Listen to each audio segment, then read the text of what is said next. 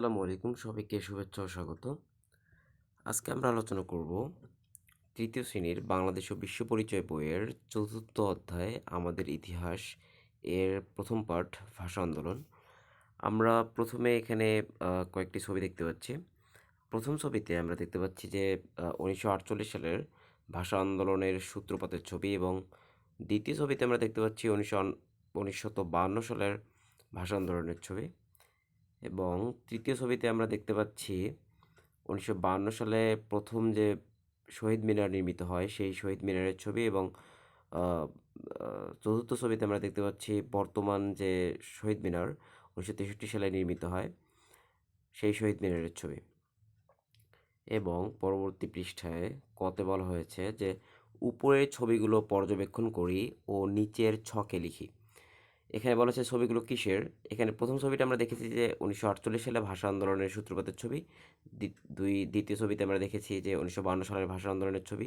তৃতীয় ছবিতে দেখেছি যে ১৯৫২ সালে নির্মিত শহীদ মিনারের ছবি এবং চতুর্থ ছবিতে দেখেছি ১৯৬৩ সালে নির্মিত শহীদ মিনারের ছবি। তারপরে বলা হয়েছে ঘটনাগুলো কখন ঘটেছিল? ১৯৪৮ সালে আ ভাষা আন্দোলনের সূত্রপাত হয়েছিল। প্রথম ছবিটিতে। দ্বিতীয় ছবিটিতে আমরা দেখেছি যে ১৯৫২ সালে ভাষা আন্দোলনের চূড়ান্ত রূপ ধারণ করে এবং আ তৃতীয় ছবিটিতে আমরা দেখেছি যে ১৯৫২ সালে প্রথম শহীদ মিনার নির্মিত হয়। তারপর কেন ঘটেছিল?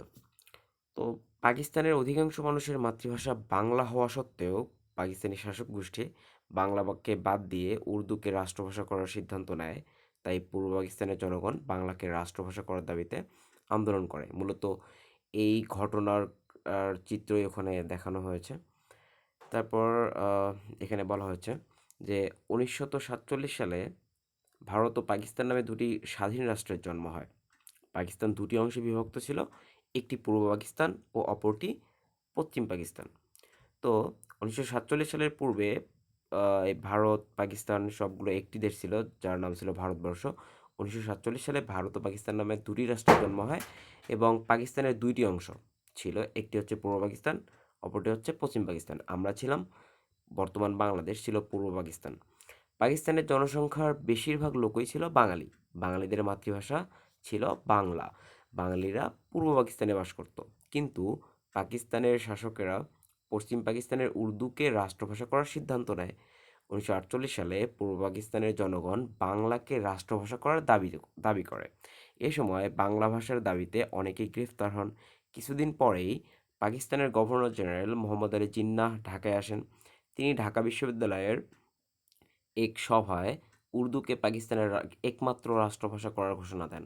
ছাত্র সমাজ সরাসরি তার প্রতিবাদ করে। ১৯৫২ সালের ২১শে ফেব্রুয়ারি ঢাকার রাজপথে তারা মিছিল বের করে। দাবি একটাই, রাষ্ট্রভাষা বাংলা চাই। পুলিশ মিছিলে গুলি চালায়। শহীদ হন সালাম, বরকত, রফিক, জব্বার সহ আরও অনেকে। ভাষার দাবিতে শহীদ হন বলে আমরা তাদেরকে ভাষা শহীদ বলি। ১৯৫৬ সালে বাংলা ও উর্দু উভয় ভাষাই পাকিস্তানের রাষ্ট্রভাষা হিসেবে স্বীকৃতি লাভ করে। ১৯৬৩ সালে কেন্দ্রীয় শহীদ মিনার নির্মিত হয়। তারপর এখানে পরবর্তী পৃষ্ঠায় খ-তে বলা হয়েছে বিষয়বস্তু পড়ি। আমরা পড়লাম বিষয়বস্তুটি ও কখন কি ঘটেছিল তা ধারাবাহিকভাবে সাজাই। তো প্রথমত এখানে ১৯৪৮ সালে পূর্ব পাকিস্তানের জনগণ বাংলাকে রাষ্ট্রভাষা করার দাবি করে। তারপর ১৯৫২ সালের ২১শে ফেব্রুয়ারি ভাষা আন্দোলনে সালাম, বরকত, রফিক, জব্বার সহ অনেকে শহীদ হন। তারপর ১৯৫৬ সালে বাংলা ও উর্দু উভয় ভাষাই পাকিস্তানের রাষ্ট্রভাষা হিসেবে স্বীকৃতি লাভ করে এবং চতুর্থ যে ঘটনা প্রবাহ সেটি হচ্ছে ১৯৬৩ সালে কেন্দ্রীয় শহীদ মিনার নির্মিত হয়। আচ্ছা, যাই হোক।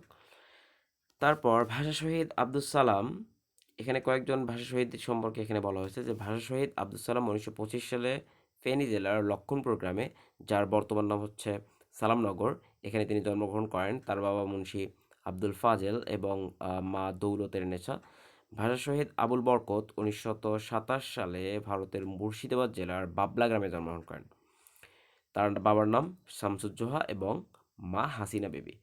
এরপর ভাষা শহীদ রফিক উদ্দিন আহমেদ ১৯২৬ সালে মানিকগঞ্জ জেলার পারিল গ্রামে জন্মগ্রহণ করেন। তার বাবা ছিলেন আব্দুল লতিফ এবং মা রাফিজা খাতুন। ভাষা শহীদ আব্দুল জব্বার ১৯১৯ সালে ময়মনসিংহ জেলার পাচুয়া গ্রামে জন্মগ্রহণ করেন। তার বাবার নাম হাসেন আলী এবং মা সাফাতুন নেসা। আচ্ছা, তার পরবর্তী পৃষ্ঠায় গতে বলা হয়েছে ভাষা শহীদদের সম্পর্কে তথ্য খুঁজে বের করি ও নিচের ছকে লিখি। আমরা দেখেছি উপরের লেখাটিতে যে ভাষা শহীদ ৪ জনের ওখানে পরিচয় তুলে ধরা হয়েছে। এখানে ১ম এ আছে সালাম। আমি তোমাদের জন্য এখানে লিখে রেখেছি। তার জন্মস্থান ফেনী জেলার লক্ষ্মণপুর গ্রাম, যার বর্তমান নাম হচ্ছে সালামনগর। তিনি ১৯২৫ সালে জন্মগ্রহণ করেন। তার মায়ের নাম দৌলতের নেছা এবং বাবা মুন্সি আব্দুল ফাজেল। এরপর ভাষা শহীদ রফিক। তিনি জন্মগ্রহণ করেন তার জন্মস্থান হচ্ছে মানিকগঞ্জ জেলার পাইল গ্রামে। তিনি জন্মগ্রহণ করেন ১৯২৬ সালে। তার মায়ের নাম হচ্ছে রাফিজা খাতুন এবং বাবা আব্দুল লতিফ। এরপর রয়েছে বরকত। তার জন্মস্থান মুর্শিদাবাদ জেলার বাবলা গ্রামে। এটি মূলত ভারতের অংশ। তারপর তিনি জন্মগ্রহণ করেন ১৯২৭ সালে। তার মায়ের নাম হাসিনা বিবি এবং তার বাবা শামসুজ্জোহা। এরপর ভাষা শহীদ আব্দুল জব্বার তিনি জন্মগ্রহণ করেন ময়মনসিংহ জেলার পাচুয়া গ্রামে। তার জন্মসাল হচ্ছে ১৯১৯। তার মায়ের নাম সাফাতুন্নেসা এবং বাবা হাসেন আলী।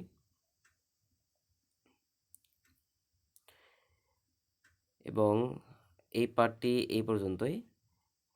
পরবর্তী ক্লাস দেখার আমন্ত্রণ জানিয়ে আজকে এখানে শেষ করছি।